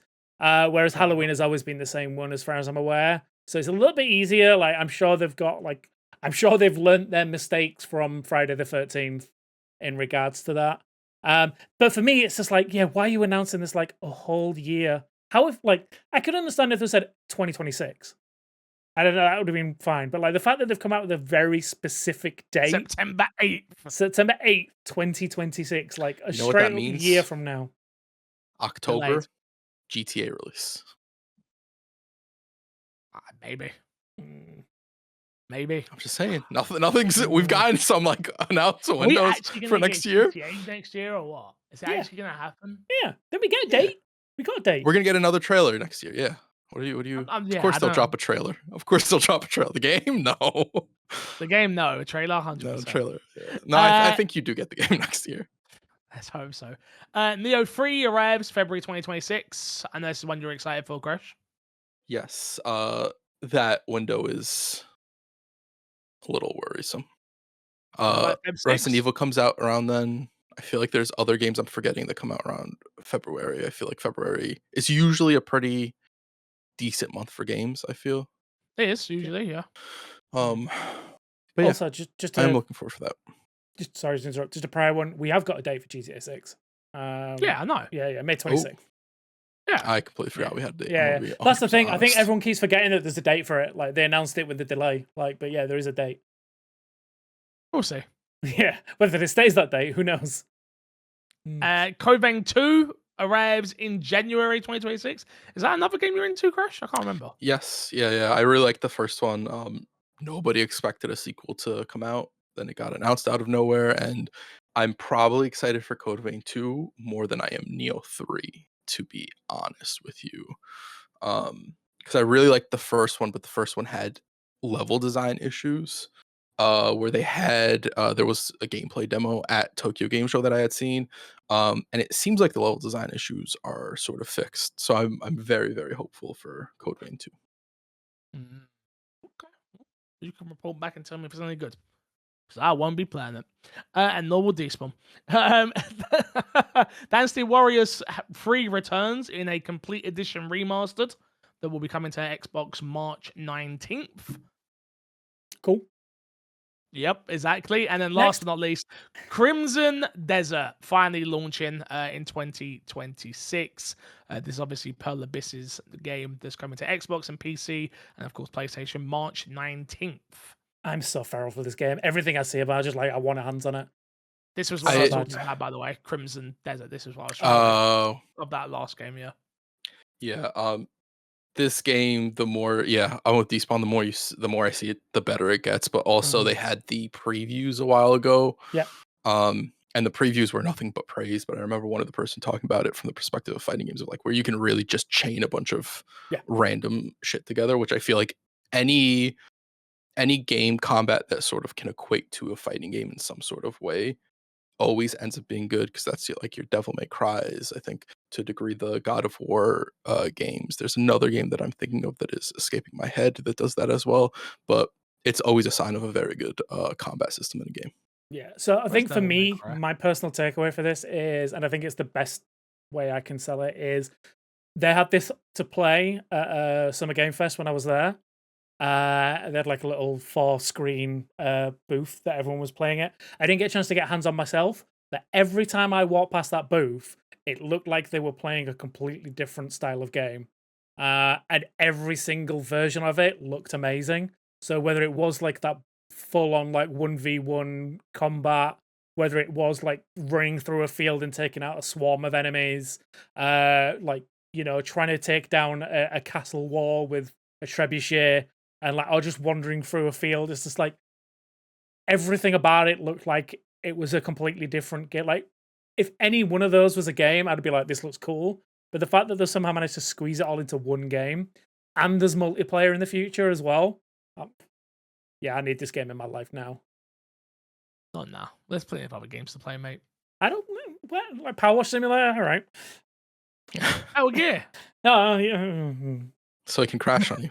Yeah. It won't. Crash I spoke to it Simulator. earlier. It said it won't You crash spoke. ever again. You spoke to the game. The game was crash. up. That makes so much sense why you go to all those boot sales. Mhm. You're just out there Talk to like games. you're picking up Games. games, whispering, and people are just looking like, what is he doing? I We've actually always talking to that said- copy of Final Fantasy VII again. Like, please. They've be always good said to that me. you I know need it. MC Fixer is the game whisperer. They do say that. Yeah. They do say that. Speaking of being a game whisperer, how about we do a bit of that Guess That Game? Guess That Game is the game show within the podcast where the boys have to ask me questions. I will answer them yes or no, and they have a chance to win themselves some points. The points look like this. Kresh currently sat on 22 points. Matt, rest in peace, is currently set on 3 points. Despawn on 20, myself on 20, and guest host Ryan McCaffrey, of course, on 1 point. You know what we should have done for Guess That Game? Whichever host got the least amount of points gets a punishment. Is what we should have done for Guess That Game. Hey, next year we'll do it. There's a trophy out there, isn't there? There's supposedly a trophy somewhere. There's no, I've seen it. There is a trophy. I've seen Okay. it. I can't remember who made it now. You have to remind It me. was in There is a Anubis, I believe. Nah, was it? Yeah, I think I so. might have got that wrong. I don't know. I don't remember. Let us know in the comments. Yeah, let me know if you made the trophy. I've forgotten who it was. Are you ready yes. for your game? Let me bring Now, up my notes. do you remember the hint? Yeah. Yeah, totally. Nice. Grace doesn't remember. All right, here we go. Let me get a timer up for you guys. You got 1 minute and 30 seconds to get this right. Here we Who's go go. first? In 3, 2, Who's 1. going first? Fresh. Is it a 360 game? No. Xbox One game. No. Wait, when you say 1, what do you mean? Yeah, no. Not OG. The OG the one Xbox one. game? There you go. Yes. Okay. Is it part of a franchise? Yes. Yes. Okay. Is it a game based off of an IP? Yes. Okay. Does it have multiplayer?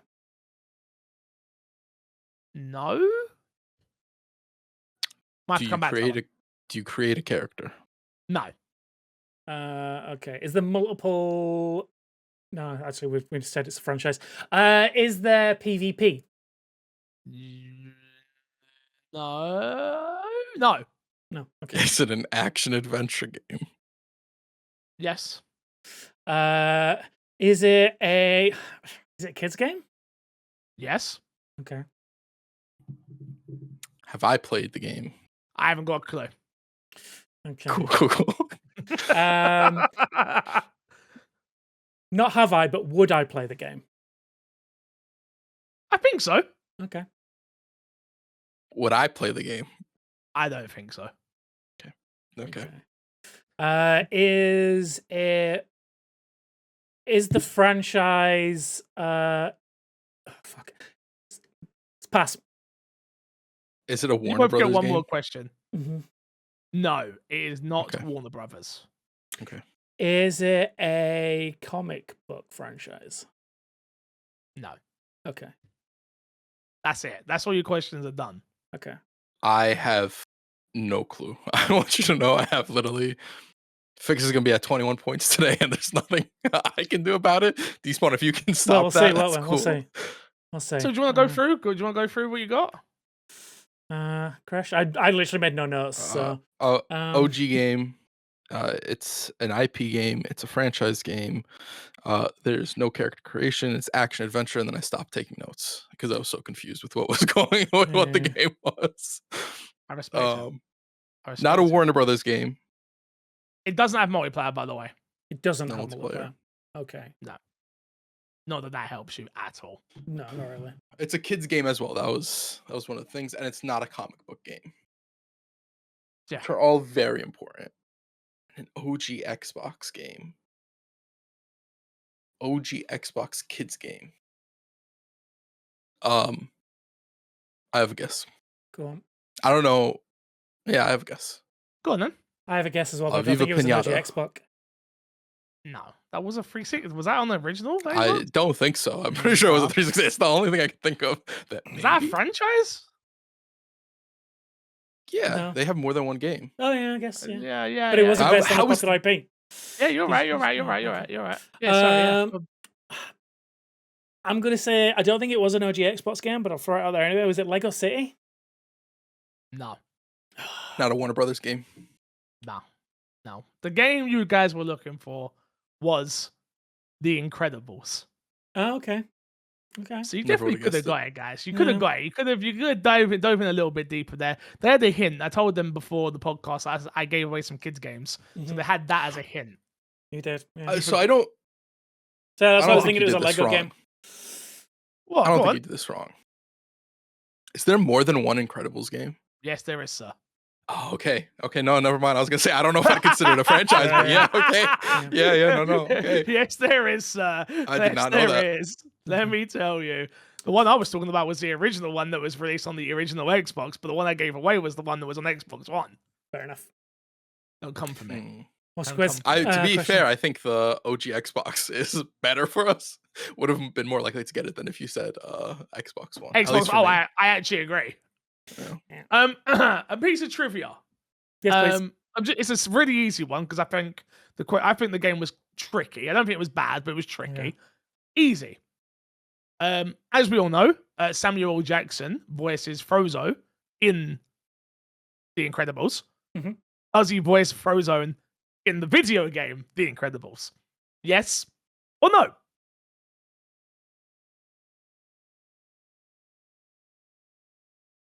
Good question, Matt. I know, guys. Appreciate it. I appreciate you. Good question. I think it's a good. It's a good 50-50s, question. man. Yeah, because the thing is, so the way I look at it is like, because I've seen interviews with Samuel L. Jackson where he will do a lot of things for money. Like he just likes money. He likes earning money. He likes working for his money. Yeah, I mean, right? Yeah. But would he go to the level of voicing a character in a video game? I'm gonna say yes. I see. I'm also saying yes. Are you sure? Yes. Yeah. Well, I'm happy to tell you both that you are both correct. Well done. Samuel Jackson Go on, Samuel. did indeed voice Frozone in the Incredibles 1 game. Absolutely. At first, I was gonna be like, no, because like they replace voice actors all the time, but then it was like exactly where your thought process went. T-Spawn. It's Samuel L. Jackson. He's talked about that quite a bit. Yeah, like that man. That man loves being the highest paid actor every year. I think him and Harrison Ford got back and forth for a while, but yeah, he loves it. So like, I could see him just being like, "Yo, free money, I'll do it. I'll record these lines." Yeah. Are you ready for some questions? Yeah, go on. Man. Yeah. Remember, you can email in myxboxandmepodcast@gmail.com, or you can ask us some questions in the Discord or the comments below this video. I want to say I'm proud of everyone. We did beat 10 comments congratulating T-Spawn, so thank you to everyone. Well done. Thank you. Maybe we do that every week. We get some engagement in the comments. That would be nice. Thank you. Please. Congratulations on me changing a dappy. There you go. That's what you did to this week. Okay. Congratulations, Daddy T-Spawn. Woo! Don't like that. Don't like that. First question in Fix's Sack comes from Stead, who says, so, we know Forza Horizon 6 is launching next year. What will it take to get you to play it? Laugh out loud. Also, I'm putting a pin in late March launch to coincide with Sakura, thank you, Bloomfield's image. Forza Horizon 6 launches into that in-game. That in-game, you get in a car and drive through pink cherry blossoms all over. I actually agree with you on that. Yeah, so what it's saying is that it'd launch at the same time as the Sakura Bloom festivals. So you'd be driving through the cherry fields. Yeah, that makes sense. Yeah, makes sense. What would it take to get me to play it? It launching. Like I'm gonna play it. Yeah, I was gonna say I'm definitely playing it. Yeah, so am I. Yeah, like I did it with Forza Horizon 5 as well. Day one, I was in there. I didn't stick around with it for long because at launch I had a lot of multiplayer issues, and that's where the main fun of a racing game is racing with your mates. But yeah, like I'll still do it day one. Like I'll be there checking it out. Me and Crash even went back and did the Destruction Derby thing. We did a stream for it. Yeah. When they did the Battle Royale, they added the Battle Royale to it. So yeah, I don't think you're gonna have a problem getting us to play this. I think you'll have a problem getting us to play this consistently. More than once. Yeah, but I think all of us will jump in and give it a go to just. I mean, it's a number of things. Number one, it's a Forza Horizon game. I love the Forza Horizon games. They're very fun. Number two, it's Japan. Like, why would I not want to drive around in that? Beyond playing it more than 2 or 3 times, it would have to be very special for that to happen. But stranger things have happened. Stranger things have happened. Next one is from A Wild Yami Enters. Have you seen the new trailer for OD? And if so, what are your thoughts on it? Crash, have you seen it? Yes, I did. Despawn, have you seen it? Yes. I'm glad you both have, because I haven't not. seen it. Have you not? Oh, No, okay. so I was gonna react to it. Was the Mhm. thing that was my big plan? Like, because this come out of just before Tokyo Game Show sort of happened, before it all kicked off, right? Yeah. Yeah. It's all part of it, And I yeah. was kind of like, oh well, I need to react to this. And then you know when like you just forget to do something, and then it keeps popping up, and I'm like, do I even bother anymore reacting to this, or do I just watch it? And then I'm like, oh wait, and then now we have a question, and I don't know what it is at all. So kind of upset. Crash, what is it? What is going on there? What are your thoughts? It was very much so, and Despawn can correct me if he disagrees, but it gave the vibe of not Silent Hill, but what was the demo he had? PT.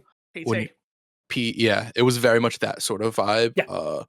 It looked interesting. I do think it is up your alley sort of game fix from from the little bit we saw. We didn't really see much. It's good. It looked I like cool. it, so I'm in. Yeah. It got me interested in it. Which I'm hit or miss with horror games. I am interested in this. From what was shown. Yeah. Yeah. Same with me. I think like the way that they're selling it is a first person horror title. From what I've seen of the news after the fact as well, it looks like it's going to be more. This might sell you more on it. OD is the franchise. Knock is Kojima's game. So they announced that Jordan Peele is working as part of this. Yeah. The rumor is he's going to tell his own story within the game, so it's going to be like an anthology series. So like it's not going to be one story; it's going to be like multiple horror stories within OD, and all of them releasing in like quick succession. That's I maybe think less interesting. depending on I'm depending with on how you, quick. Fix. Yeah. Because if it's like wait a year for the next No, one, it's like, I think they're talking like once a month. We're talking. Yeah, like I'm still not classic, interested. I want like classic I Telltale. want Kojima's game. Yeah. Well, it's all going to be Kojima, but like other people will write a story within it. Like, it really just depends how it's done. It's like Sounds interesting. No offense to Jordan Peele, but he hasn't made a game before. No, but he's told a good story before. But no. But he's told a good story, but you don't write the way you write a normal narrative is not generally how you write a video game narrative. There's more stuff. But Kojima's games are pretty much films. You're not wrong, but Kojima also knows how to translate those, and he still does weird stuff. And people are like, "It's okay because it's a Kojima game." Yeah, and I guess it would still be a Kojima game. So I think it would. Game. Yeah. I don't know. It's something I gotta experience first. Yeah, no, but what they showed at the trailer, I'm quite cool. I think they're fully leaning into Unreal and MetaHuman and all the face capture, and it looks gorgeous for that. Looks like they're really leaning into the scary aspects of it, of the story. From what I can see, there's not much in the way of storytelling in there yet, but yeah, no, I'm very, very interested to see what this has to show when it drops next year. Fair enough. Maybe. I haven't seen the trailer, so they didn't put a release date on it, no? No release date yet. Again, why was this not shown at Tokyo Game Show? Yeah, I mean, that's I'm confused. This is what you end Kojima on. wanted to do his own thing. Well, yeah, this is what you end on as an Xbox showcase, like to get people amped up, not the Forza Horizon 6 nothing thing. Well, I think the problem is that Kojima had his own like anniversary celebration. Yeah, well, so it wasn't just OD that we saw. He saw like something from Fizzin. We saw like a bunch of other stuff. Apparently announced the Sake. Sure. Oh yeah, I did hear about that. I did hear about that. Yeah. So I'm assuming that they just wanted enough to show his own thing. So like it'd probably be weird to show it again. But this trailer was pretty long, right? Like 2-3 minutes. 3 minutes. I feel like they could have snippeted his thing. And I don't like, but that's how you get people to go over though. Like, but I don't. Hey, watch the Xbox. I think Tokyo Game Show. Bam. Like, I think Kojima probably is like, I've already done that with Konami. I just want to do my own thing at this point. I don't need to give the credit to Xbox for this. Yeah, let's be honest. Like, if I'm Kojima, I 100% would like. I'm doing my own thing. I'm putting it at my own thing. Yeah, you need me. I don't need you. Yeah. Exactly. Yeah. I respect it. Another question from Kojima coming in from Trencher saying, what is Niantic and Kojima working on? What do you think? They're stealing all our data. That's all. Death Stranding, go. They're standing go.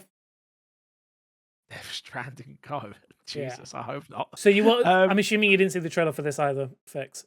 Nope. So yeah, it's basically just a lot of people walking across mountains with like AR graphics. Oh, it is over the top of literally them. go. Death Stranding, go. Yeah.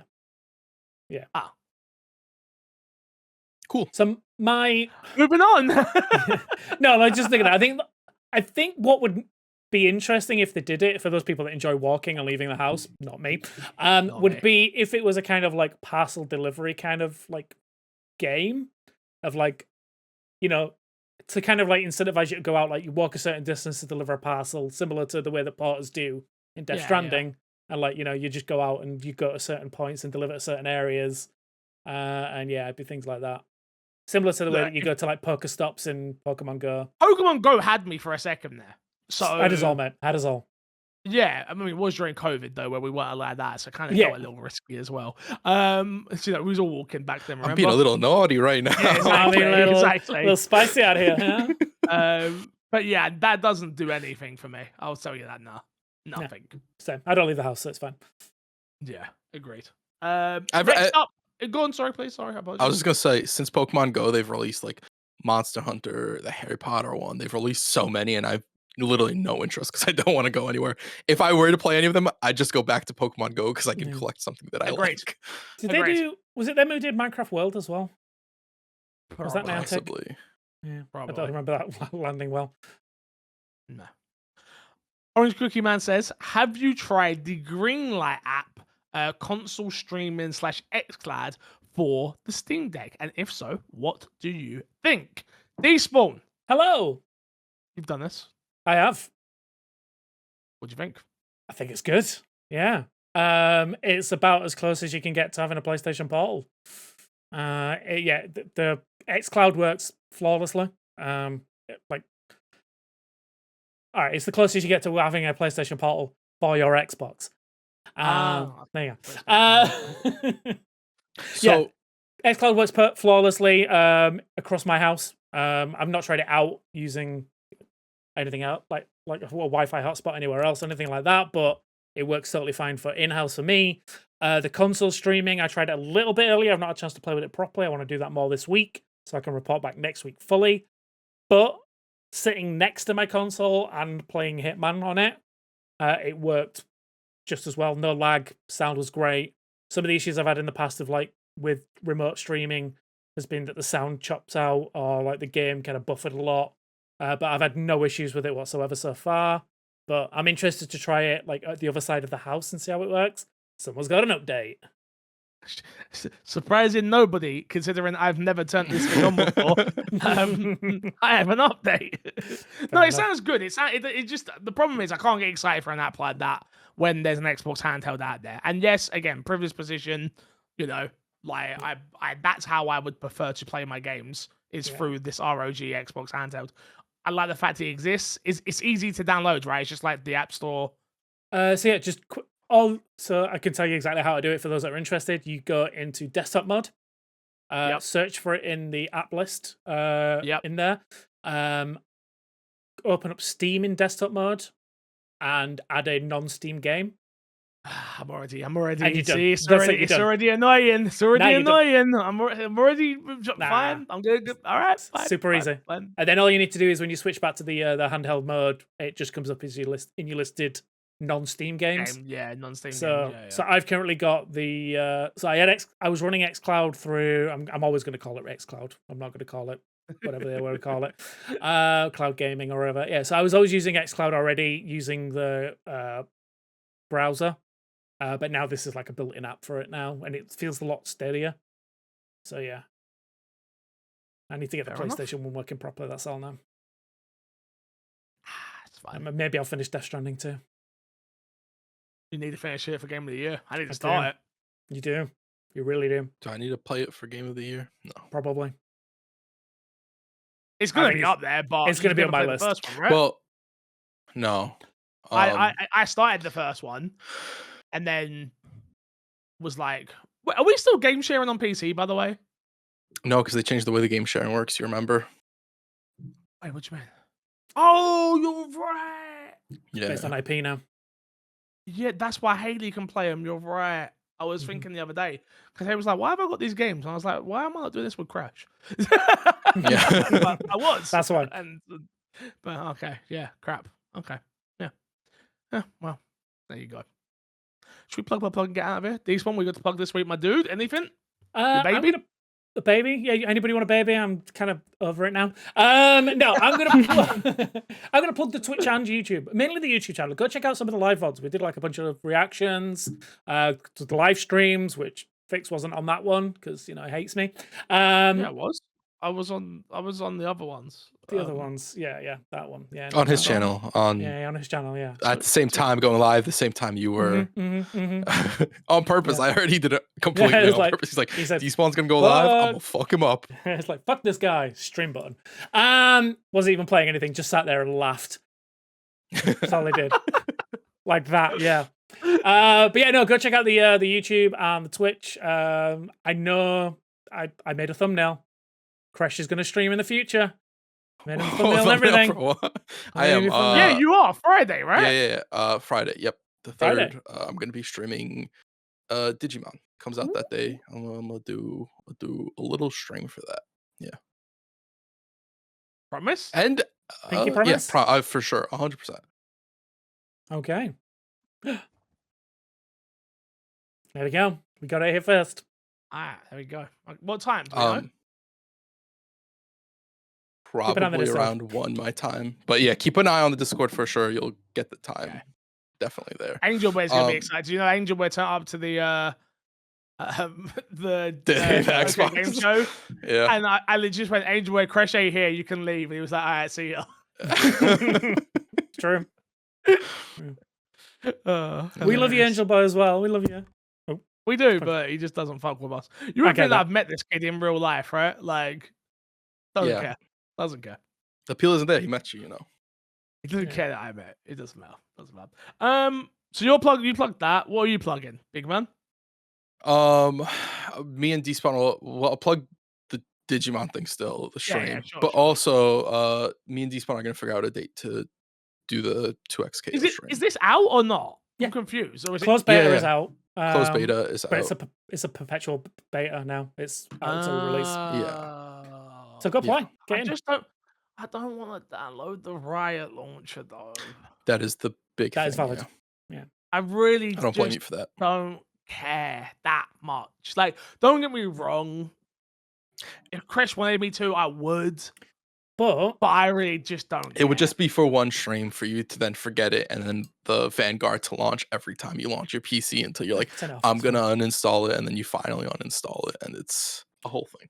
But you can open the Xbox PC app, and you can, because it's all aggregated now, and you just click it through there.